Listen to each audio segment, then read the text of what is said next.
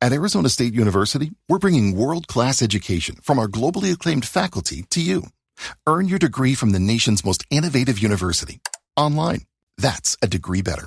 Learn more at asuonline.asu.edu.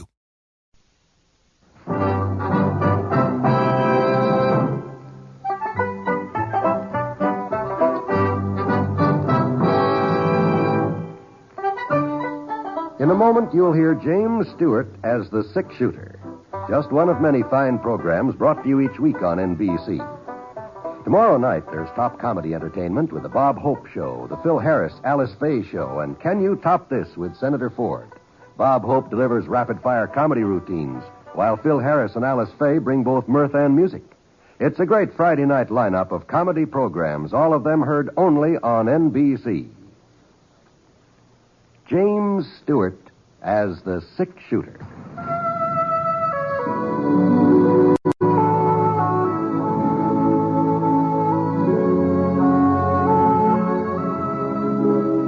The man in the saddle is angular and long-legged. His skin is sun-dyed brown. The gun in his holster is gray steel, rainbow mother of pearl. Its handle unmarked. People call them both the six-shooter.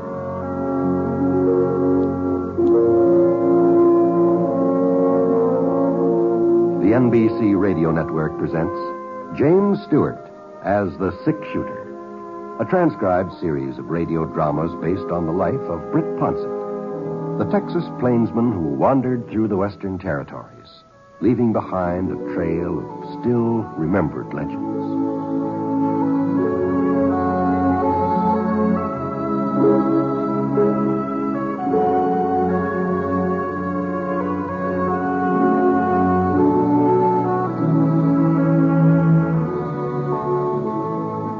Sure didn't look like I was going to get much sleep that night.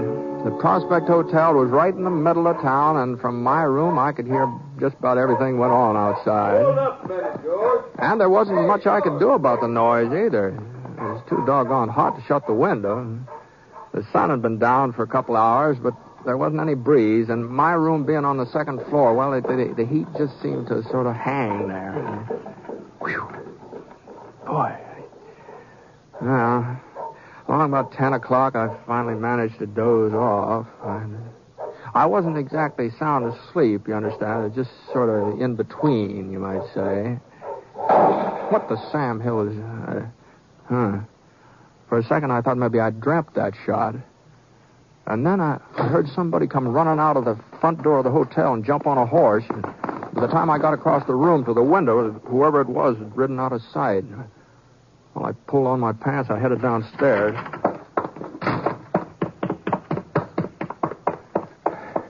I was the first person to reach the lobby. Sid Tucker, he was the fellow who owned the hotel. Sid was standing behind the registration desk, hanging on with both hands. Hey, what happened, Sid? He opened his mouth to give me an answer, but the words just didn't come out. And he started to teeter a little bit from side to side, and then he toppled over. When I got around behind the desk where he was lying, I saw the pink stain across the front of his shirt. It was getting redder every second. Anything wrong here? I thought I heard a shot. Britt? Well, it's Sid Tucker. You better get Doc Prince, quick. Well, sure. Oh, yeah, and get the sheriff, too, if you can find him, will you?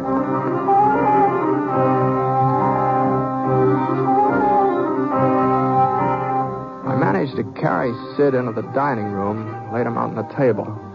I figured the doc might have to do some probing for that bullet in Sid's belly. And if Sid was in a good hard surface, he'd have a little easier time handling him. By this time, everybody in the hotel was crowding around seeing what was wrong.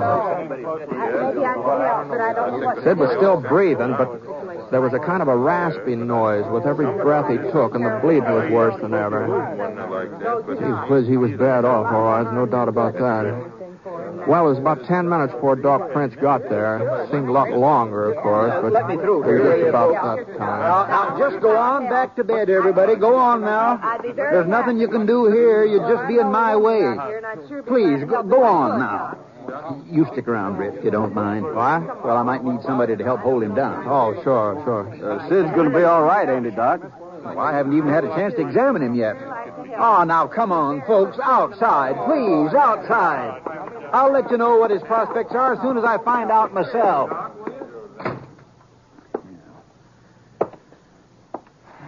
I'm afraid that's not much of a bandage, Doc, but it's the best I could do under the circumstances. Sure, Britt. Looks like the bullet may have hit a kidney. Now, I told you folks... Oh, hello, Sheriff. Howdy, Doc. Britt. Oh, Sam. How is he? Not good, Sam. Not good at all. He's lost a lot of blood, and he's hemorrhaging pretty bad. Mm-hmm. You around when it happened, Britt? No, I heard a shot and I come downstairs as fast as I could, but he was alone when I got here. Stop him. Well, I'm not going to be able to do any digging for that bullet now. It's in too deep. Listen, it sounds like he's coming to. Yeah. Doc, is it all right for me to try and talk to him? Well, I reckon it won't make much difference one way or the other. Now, Sid. I got an awful pain in my belly. What? Here, now, you just lie there easy, Sid. Don't do no moving around. Hurts bad, Doc. Awful bad. Yeah, now, you've been shot, Sid. Shot? You remember anything about it? No, Sheriff. I'm afraid I don't. Oh, yeah, I recollect. Yeah? He told me to give him the box. The tin box with the money the folks asked me to keep for him. You know who it was? Your money, Britt. Your cash is in that box. 50. No, don't worry yourself about that. Did you recognize him, Sid? What? The fellow who shot you. Did you get a look at him? John Stringer. Stringer, huh? Must have been him. Leastways, he sure resembled that fella on the wanted posters on the wall here. Sid? He's not going to answer no more questions, Sam.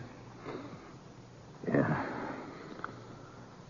You think it was Stringer, Sam? Well, could have been. I didn't know he was in these parts, but it's a kind of hold-up murder he's pulled before. Yeah? Guess there's only one way to find out for certain. Let's go, Britt. What? Pick up his trail if we can. Yeah, but... You'll come with me, won't you?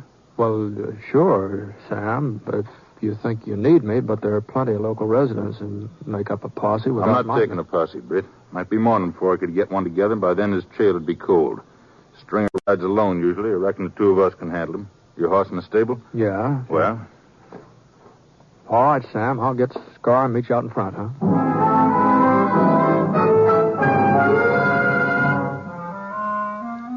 I'd heard about Johnny Stringer. He'd killed his first man when he was only 14 years old, and they said he'd managed at least one more every year since. He's still young, though, 21, 22. Supposed to be a handsome boy with black curly hair, brown eyes, and a little scar on the side of his neck from a gunfight somewhere near Salt Lake City. I'd never met up with him in person. As a matter of fact, this was further south than he usually strayed. That is, if it was Stringer who'd killed Sid Tucker. Well, we got our horses, Sam and I, and started looking for the trail. The fellow I'd heard ride off just after the shooting had been heading east toward the Furnace Hills, so we rode out that way. There was a lot of moon, and after milling around 15, 20 minutes, we spotted some fresh tracks along the creek at the edge of town. Of course, we still had no reason to be certain that this was the right trail. Hold on a minute, Sam. Whoa, Scar, whoa. What's the matter, Britt? Who? Look, over there beside that cactus. What's that look like to you? I don't see any... Oh, yeah.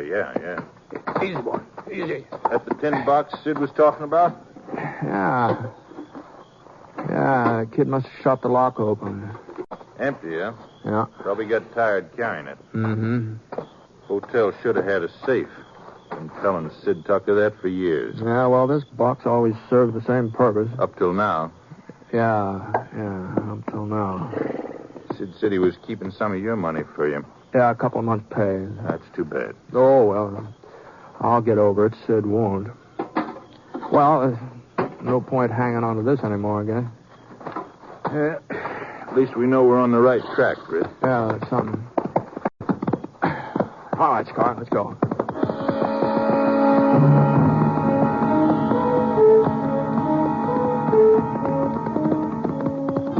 Well, he had an hour's head start, maybe more. And we had to take it pretty slow to be sure we wouldn't lose the trail. So it didn't seem like we had much chance of catching up to him. Not very soon, anyhow. But then just about dawn, when the eastern skies started to show a few slivers of orange and yellow, those tracks we were following took on a different look. Britt, Uh-huh. you see now? Something must have happened to his horse. Yeah. Feels like maybe he went lame. Yeah, sure does, doesn't it? You see here, Britt? You see? Oh, boy. Oh. Must have stopped to rest for a spell. Mm-hmm. Come on, Watson. Don't seem like it did much good, though. Horse was lamer than ever when they started up again. He couldn't have been making very much time from here on, that's for sure. Yeah. Better keep our eyes open. Might be running into him any minute.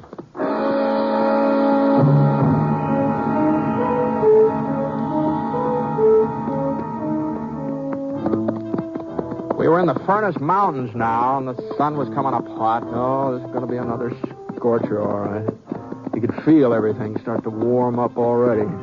The trail we were following showed more and more signs that the horse was in pretty bad shape. And the places where he'd stopped to rest were getting closer and closer together until finally we saw the fellow on the saddle had just given up trying to ride and started moving out ahead on foot. Oh. Easy, Scar. Easy.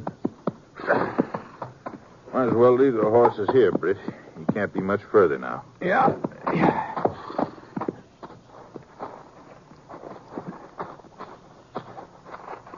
Sam. Hmm? Hey, over there in the cabin on the side of the ravine there. Uh-huh. Know whose it is? No, I ain't never been on this slope before. Well, somebody's living there. From the looks of that smoke, I'd say they're cooking breakfast. Let's close in. We started up the side of the ravine, moving slow, keeping to the rocks for cover. It wasn't until we were about 20 yards away that I noticed the barn. Sitting in front of a clump of trees across a little clearing. We swung a little to our left. If we could just get over to the barn without anybody seeing us, then we could move into the cabin itself. But we were still in a place, and we had to get past that clearing first. He ain't spotted us, Britt. I guess not. If he's really here. Look at those tracks leading into the barn.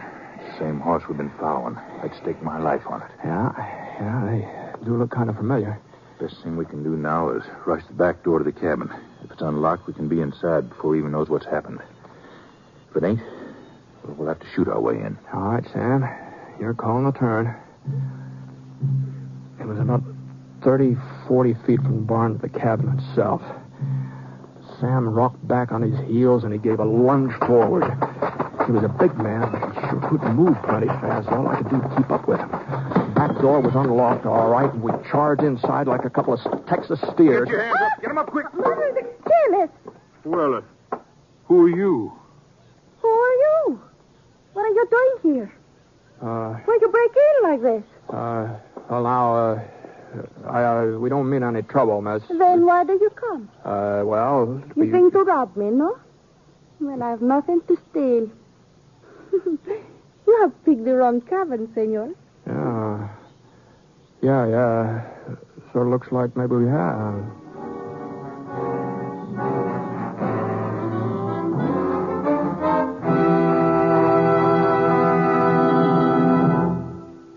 We'll return to James Stewart as the six-shooter in just a moment. Not all careless drivers have accidents, but many such careless drivers cause accidents. A woman driver who drives slowly down Main Street while doing a little window shopping is a menace. So is the man who insists on telling the people in the back seat of his car about his poker game last week.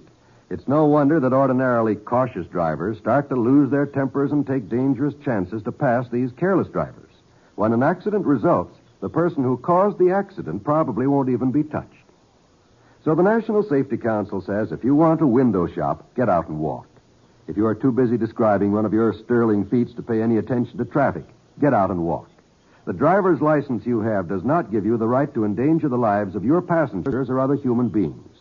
Driving can be dangerous. Keep your mind on what you're doing, or walk.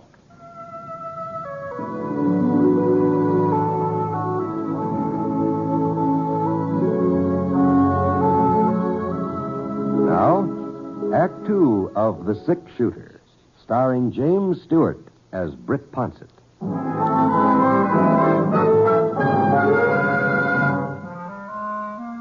Well, she was a real pretty girl. About 20, jet black hair and black eyes that sort of flashed sparks when she talked. At least they were flashing sparks at us for a while. But finally we managed to get her quieted down. We explained that we weren't trying to rob her. We were just looking for an outlaw who was somewhere in these parts. No. I have seen no one. You're sure about that? See, there has been nobody. Last night, last week, nobody. You live here all alone? This cabin belonged to my father, Alfredo Mendez. He's dead now. 6 months. I live alone. It must be kind of lonely, a young girl like you. I'm busy.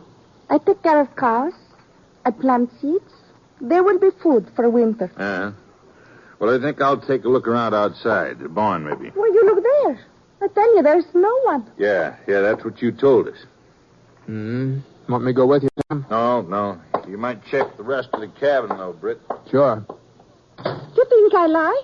You think I would protect this bandito you tell me about? I am Maria Gonzalez Mendez. I do not lie. All right. Now, don't get excited, Maria. If he should be in this neighborhood and you didn't know about it, well, it'd be for your own good if we turned him up, wouldn't it? Wouldn't it? See, I guess so.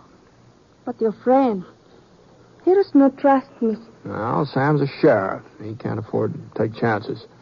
You mind showing me the rest of the place here? If you like. This is the main room. You call it the parlor. Uh-huh. Here is where I sleep. What's that door over there? The bedroom of my father. Oh. It is still as it was when he... Yeah. You're satisfied? I'm satisfied Stringer isn't in the cabin, Maria. You're like your friend. You do not trust me either. Why would I hide this man if he's what you say he is? I sure don't know. He killed someone last night? That's right. You did not see him do it? No, but the man he shot, well, he recognized Stringer. Stringer? It is a funny name. Yeah? I never heard of him. Well, he's pretty well known. This isn't his only killing by a whole lot. Has nothing to do with me. He's not in here, Sam. Yeah. Well, he's not in the barn either. But his horse is. What? No, senor, no. It is my horse, the one you saw. I suppose you've been riding him all night, huh? I do not know what you mean. Well, somebody's sure been giving him a workout. They even rode him after he went lame, too. Now, why don't you start telling us the truth for a change? How about it? It does not matter. He has gone. I get to him another pony and he rides away. Long before you get here, he is gone. Well, now I'll be... You will never catch him now. That is why I pretend I think you want to rob me when you come. Might have known. But he has killed no one. And his name, it is no Stringer. It is Johnny Davis. He tells me that you will look for him and that you will blame him for things he does not do. Sure, that's what he told you, and you had to believe him, didn't you? He would not lie to me. Well, I guess you ain't the first senorita that got taken in by Johnny Stringer. Even his wife. He's talked her into putting up with him on and off for the last 5 years, and she's supposed to be a pretty decent girl. His wife? That's right, Maria. Johnny's married. Has been since he was, 18 or so. It is not my concern, this Johnny Stringer. It isn't, huh? Your friend Davis, has he got black hair, curly black hair? Many men have black hair. Mm-hmm. And many men don't have a scar on their neck. Right here. A scar? We're just wasting time, Britt. We got a trail to pick up. Yeah. Wait. You lied to me about this scar. You tried to make me think that my Juanito is the same man you look for. You lie about him. I told you the truth, Maria. But he could not be married. No, it is not so. He's promised to marry me. How long has Stringer been staying here? No, senor. He's not Stringer. His name is Davis. Johnny Davis. How long has he been here? 2 weeks. He stays in my father's room 2 weeks. I find him with a bullet in his leg. He's hurt. I make him well. He says he loves me. Yeah. He goes yesterday to arrange for the wedding. He couldn't marry you, Maria. If he did, it wouldn't be a real marriage. No, senor, no. He says he loves me. It is so. I feel it in my heart. If he does not have love for me, I would know. Britt, Yeah? he's got a fresh horse. We'd better get moving. Yeah, sure. Come on. Here is no horse, senors. What? The man with his car, he has no horse. Where is he, Maria? You try to fool me that he is married, that he has a wife. You make this up to fool me. Where is he? The barn. But I already... The loft of the barn, that is where he hides, the loft. No, I have told you the truth. You must... Yeah? You must tell me the truth about Johnny. There's no reason to fool me any longer. You must tell me the truth. But it is the truth, Maria. All of it. And I'm sorry. You ready, Britt? Yeah, I'm ready. We walked outside. We didn't draw our guns. We just strode along as though we were going to go right past the barn. And when we got even with the door, Sam nodded and we took a couple of quick steps and pressed flat against the building. Stringer? We know you're in there. Stringer! Sam waited a minute or so, and then we started inching toward the open door. I took my cue from him, and I started moving in the opposite direction. He was up there all right. And he was in a good position to cover that door, too, if either one of us so much as got near it. We ain't in no hurry, Stringer. We can wait. You wait a long time, mister. Sam? Yeah. Is there any other way of getting inside? Round the back, maybe? There's a window, but it's too small to crawl through. Isn't that he's using up a lot of bullets? Trouble is, we don't know how many loads he's carrying. Yeah. Guess we'll just have to try smoking him out. Ain't no breeze. Ought to be safe enough. What about the horse? He's just inside the door. He ain't tied up or nothing. He'll come out before it gets too bad. Okay. I'll go around and back. I managed to get to the rear of the barn by hugging the sides of the building and keep out of range. Every once in a while, I could hear Stringer get off another shot. But he was still aiming towards Sam, trying to make sure that we didn't rush him. I found some dry brush and pushed it up against the barn. And then I broke through the window with the butt of my gun. And that told Stringer where I was, and he sure didn't like it. I flattened down, and I stayed that way until I got a handful of brush burning. And then I raised up a couple of inches and then threw it inside. I didn't know whether it would catch or not, so I stayed there where I was so I could be sure. Yeah, I must have been lucky. It had hit some rags and papers. Anyway, a good steady stream of smoke was pouring out the broken window, and Stringer would have to start moving out pretty soon. He wasn't doing any shooting, so I made my way around the front again. The smoke was starting to come out the door, and the whole inside of the barn was filled up with it. Hey, look at that. You never know about a horse during a fire. Some of them would just stand right in the middle of it and not make a move to save themselves. But there was only one direction Maria's pony could head, and that was outside, so he finally put his nose down and he came galloping past. About a minute later, Stringer followed his example. He was holding a bandana over his mouth with one hand, and the other hand was stuck up in the air. We were both covering him, Sam and me, but it didn't look like we had anything to worry about. And then I saw a flicker of metal behind that bandana, but before I could do anything about it... What is it? What is it? She ran in front of us and threw herself in his arms. I figured you wouldn't let me down, honey. He pulled her tight against him, and the bandana fell away from the revolver he was holding. All right, gents, drop him. I said drop him, unless you want to shoot her in the back. Johnny. Drop him, I said. And I ain't going to wait much longer. Okay, Stringer. You too, mister. Now, honey, just stay close to me. We're getting out of here. Will you take me, Johnny? What's the difference? You take me to get married like you promised? Remember, Johnny, you promised me this will be our wedding. Sure, I remember, but we got other things to think about now. Where'd they leave their horses, Maria? Did they tell you? I got on my mother's white dress. The dress she was wearing. Yeah. I press it nice. The lace. I look very pretty, Johnny. Oh, shut up. What about the horses? Why don't you tell her you won't marry her, Stringer? That you can't, even if you wanted to. I wouldn't do a lot of talking if I was you, mister. Tell her about your wife in Utah.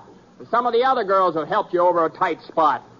You're not the first, Maria, not by a long shot. I warned you, mister. I told you. He says, why do you care, Johnny, if they are not true? But they are true. Aren't they, Johnny? I never said they was You true. don't have to say. I know. In my mother's white dress with the lace. I will not wear it today. What if I am married? That doesn't mean that we can't. Maria. For a second, I didn't realize what had happened. Stringer was staring at Maria like he'd never seen her before, and then he started to raise the revolver he was holding, his finger on the trigger, but he never finished squeezing it. He slid out of Maria's arms and fell face down on the dirt. It was a small knife with a fancy silver handle, buried deep in his back, right between his shoulder blades. You will want to take me with you now. Not Juanito. But I would like to change my dress first. I think I would like to wear the white one with the lace. After all.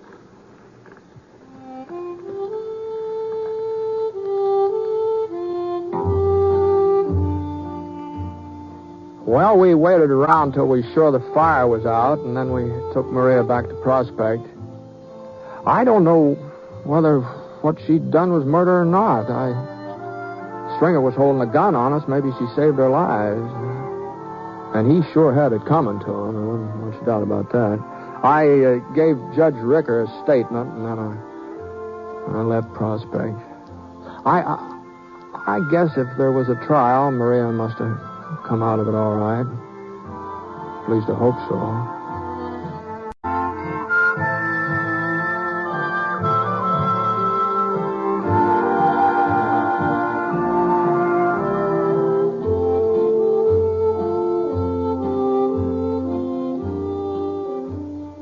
The word research has become pretty familiar to all of us in the last 10 years or so.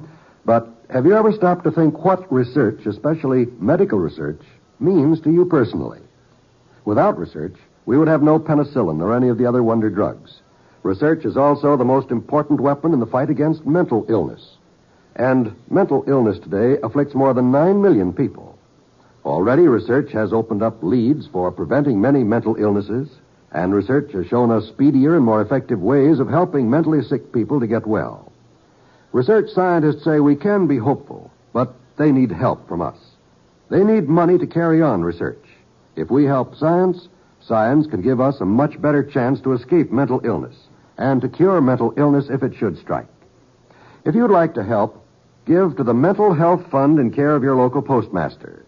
Just address Mental Health Fund in care of your local postmaster. Don't wait. This worthwhile cause needs your support now.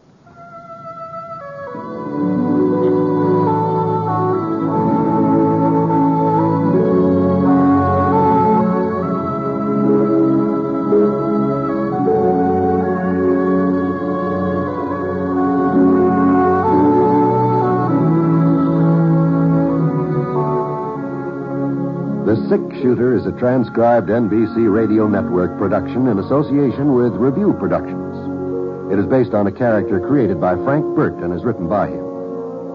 Mr. Stewart may currently be seen in the Universal International picture, The Glenn Miller Story. Others in the cast were Virginia Gregg, Harry Bartell, Parley Baer, Joel Cranston, and Barney Phillips. Special music for this program was by Basil Adlam, and the entire production is under the direction of Jack Johnstone. All characters and incidents were fictitious, and any resemblance to actual characters or incidents is purely coincidental. Well, by the way, you'll be interested in knowing that the Six Shooter has been chosen for broadcast to our men overseas through the facilities of the Armed Forces Radio Services. This is John Wall speaking. Here an address by President Eisenhower, next on the NBC Radio Network.